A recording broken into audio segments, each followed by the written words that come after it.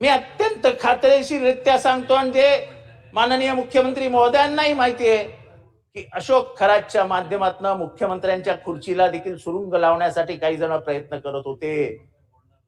अशोक खरातांकडे गेले होते पूजा घाला,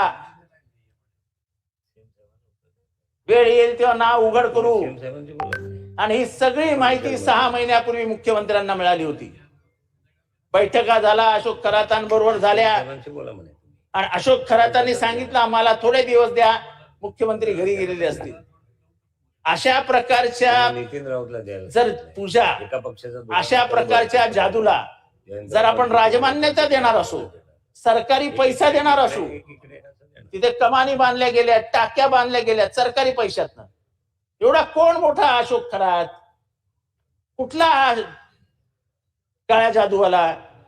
पण वाईट ह्या गोष्टीचं वाटतं, त्या तुकारामाच्या महाराष्ट्रामध्ये, ज्ञानेश्वराच्या महाराष्ट्रामध्ये, या शिवरायांच्या महाराष्ट्रामध्ये आपण काळ्या जादूला इतकी मान्यता द्यायला लागलो की राजकारणात काळ्या जादूनी काहीही होऊ शकतं असं समस्त आमदारांना वाटायला लागलं.